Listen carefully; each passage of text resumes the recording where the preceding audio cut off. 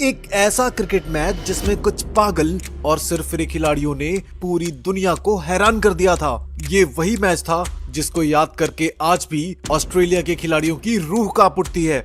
इस मैच में जिम्बाब्वे जैसी कमजोर टीम ने ऑस्ट्रेलिया जैसी दिग्गज टीम के कई बेहतरीन खिलाड़ियों का कैरियर खत्म कर दिया था और आज तक भी ये मैच ऑस्ट्रेलिया जैसी घमंडी टीम को कांटों की तरह चुभता है।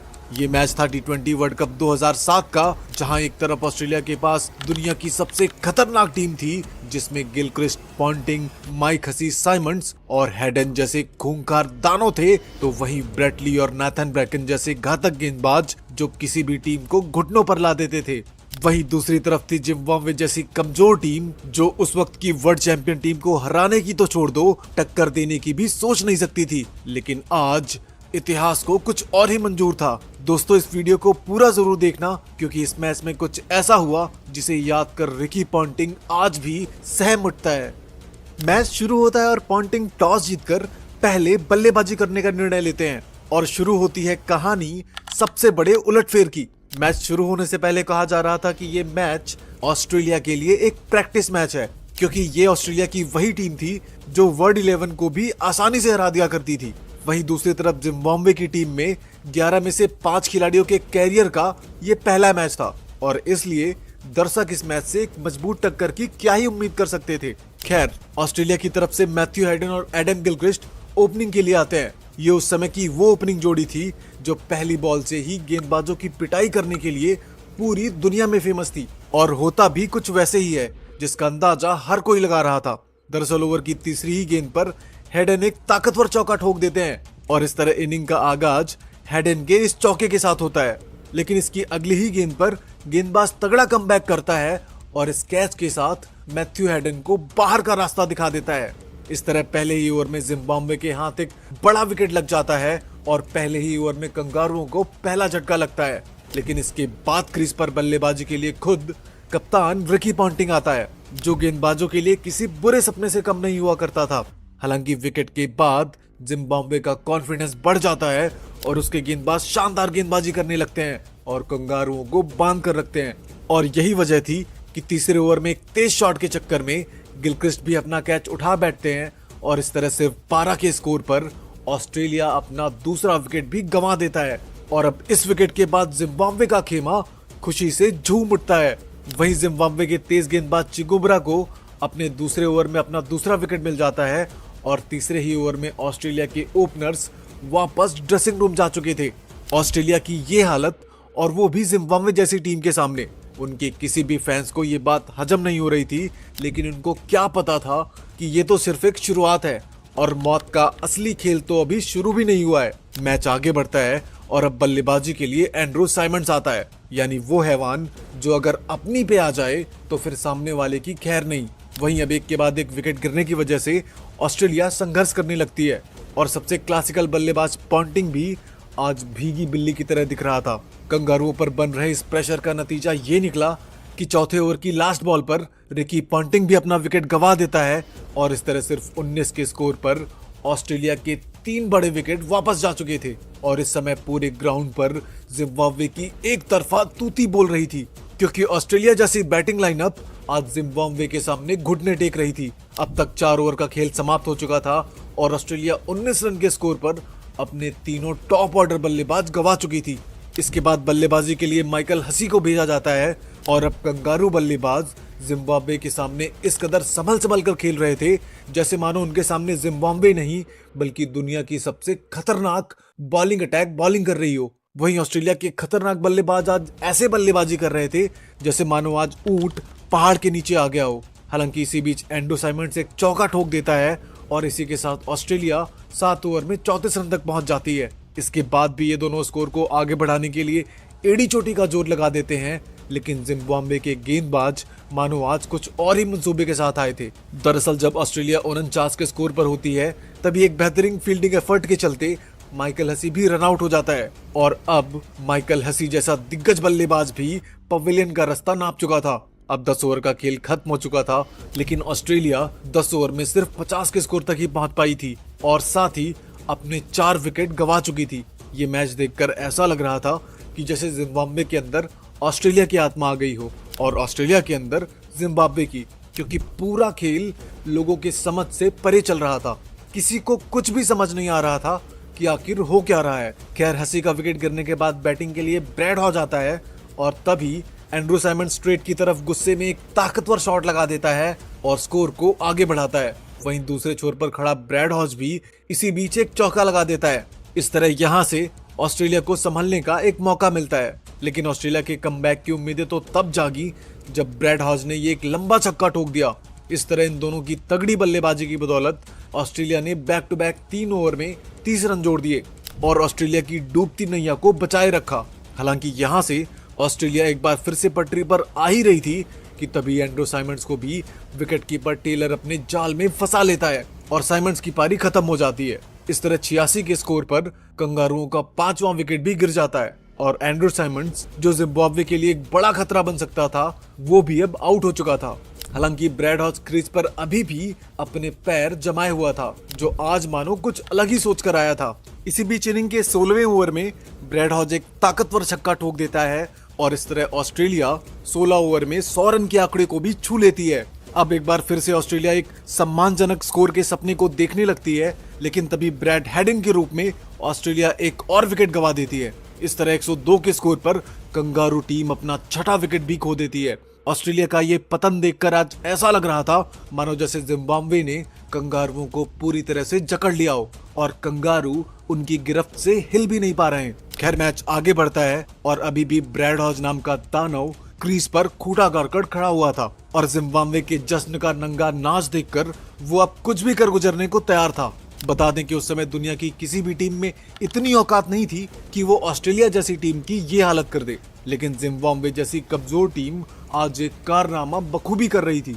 इसी बीच ब्रैड हॉज एक तगड़ा चौका ठोक देता है, यहाँ तक कि उसके बाद एक जबरदस्त हवाई फायर करते हुए एक छक्का भी ठोक देता है और ब्रैड हॉज की इस तूफानी पारी की बदौलत ऑस्ट्रेलिया जैसे तैसे करके 18 ओवर में 119 रन तक पहुंच जाती है। अब यहाँ से लग रहा था कि ब्रैड हॉज टीम को 150 के करीब ले जाएगा, क्योंकि उसकी नजरें अच्छी तरह से जम चुकी थी। यहाँ तक कि अब वो पागलपन की सारी हदें पार करने को तैयार था। लेकिन उस दिन जिम्बाब्वे कुछ और ही मूड में थी। दरअसल हुआ ये कि 19वें ओवर की पहली बॉल पर बॉलर ब्रेंट ब्रैटली को क्लीन बोल्ड कर देता है और इस तरह ऑस्ट्रेलिया को 7वां झटका लगता है। एक के बाद एक ऑस्ट्रेलिया ताश के पत्तों की तरह बिखर चुकी थी।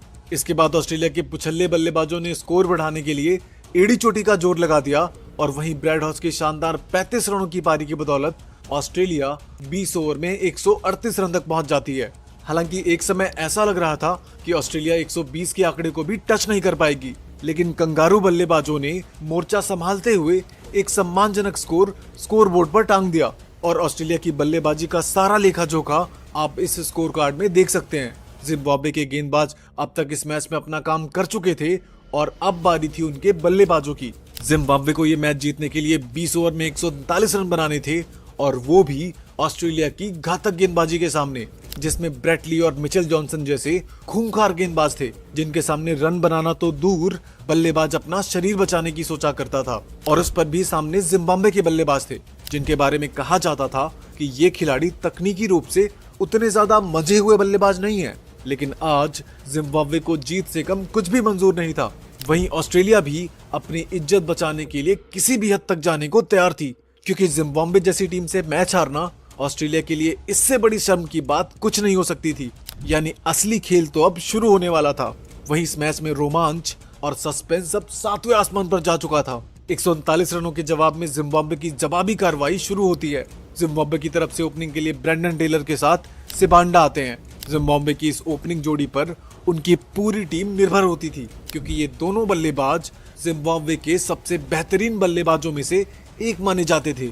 और इस तरह दूसरी पारी शुरू होती है और पारी का पहला ही ओवर ब्रेटली जैसे खतरनाक गेंदबाज को सौंप दिया जाता है, जो उस समय पावर प्ले में ही सामने वाली टीम को घुटनों पर ले आते थे। हालांकि आज माजरा कुछ अलग ही दिख रहा था, क्योंकि ब्रेटली आज लाइन और लेंथ मानो घर पर ही छोड़ आए थे और आते ही वो 2 वाइड बॉल डाल देते हैं। लेकिन जले पर नमक तो तब फेंका गया जब इसी ओवर की लास्ट बॉल पर ब्रेंडन टेलर एक खूबसूरत चौका लगा देता है और इस तरह पहले ही ओवर में जिम्बाब्वे 8 रन बटोर लेती है। लेकिन कंगारुओं को असली सदमा तो तब लगा जब अगले ओवर में सिबांडा नेथन ब्रैकन को भी एक शानदार चौका लगा देता है। इसके बाद इनिंग का तीसरा ओवर एक बार फिर से ब्रैडली को दिया जाता है, लेकिन इस बार कुछ ऐसा हुआ जिसने कंगारुओं की इज्जत पर मानो कीचड़ उछाल दिया हो, क्योंकि ब्रैडली के इस ओवर में सिबांडा लगातार 2 चौके ठोक देता है और भरे मैदान पर ब्रैडली की धज्जियां उड़ा देता है। ब्रैडली जैसे गेंदबाज को इस तरह की हैवानियत से चौका मारना उस समय अच्छों के बस की बात नहीं थी। हालांकि अभी तो जिम्बाब्वे के खिलाड़ियों का तांडव बस शुरू ही हुआ था, असली थ्रिलर तो अभी बाकी था। इसके बाद फिर से सिबांडा के सामने नेथन ब्रैकन आता है, लेकिन इस बार भी सिबांडा उसे कुछ उसी अंदाज में खेलता है और एक लाजवाब चौका लगा देता है। ये सब खेल देखकर रिकी पॉन्टिंग की भी हालत खराब हो जाती है। हालांकि इसके बाद अगली बॉल पर एक तेज शॉट के चक्कर में सिबांडा अपना विकेट गंवा बैठता है और इस तरह चौथे ओवर में 31 के स्कोर पर जिम्बाब्वे का पहला विकेट गिर जाता है। लेकिन सिबांडा तेज तर्रार 23 रनों की पारी खेलकर जिम्बाब्वे को एक ताबड़तोड़ शुरुआत दे चुका था। मैच एक बार फिर आगे बढ़ता है और इस बार बल्लेबाज एकदम सचिन की स्टाइल में एक तगड़ी स्ट्रेट ड्राइव जड़ देता है। इसके बाद रिकी पॉन्टिंग कमबैक की आस में मिचेल जॉनसन को अटैक में लाते हैं, लेकिन मिचेल जॉनसन को भी बल्लेबाज एक खूबसूरत चौका लगा देता है। लेकिन हद तो तब हो गई जब फिर से जॉनसन को बच्चा समझकर बल्लेबाज सामने की तरफ एक तूफानी शॉट लगा देता है और इसके बाद टेलर के शानदार चौके की बदौलत जिम्बाब्वे 7वें ओवर में ही 50 रन के आंकड़े को पार कर जाती है। यहाँ से जिम्बाब्वे इस टारगेट को आसानी से चेस करते हुए दिख रही थी और ऑस्ट्रेलिया के गेंदबाज हाथ पे हाथ रखकर हार का ये तमाशा देखे जा रहे थे। हालांकि ऑस्ट्रेलिया जैसी टीम इतनी आसानी से इस मैच को कहां छोड़ने वाली थी। वो इस मैच में कमबैक करने का बखूबी दमखम रखती थी और यही वजह थी कि स्टुअर्ट क्लार्क अगले ही ओवर में जिम्बाब्वे के बल्लेबाज को अपना शिकार बना लेता है और इस मैच में बने रहने के लिए ऑस्ट्रेलिया को एक मौका देता है। अब यहाँ से मैच बुरी तरह से फंसता ही जा रहा था और जहां एक बाउंड्री मैच को जिम्बाब्वे की तरफ खींच रही थी तो वहीं एक विकेट मैच को ऑस्ट्रेलिया की तरफ धकेल रहा था।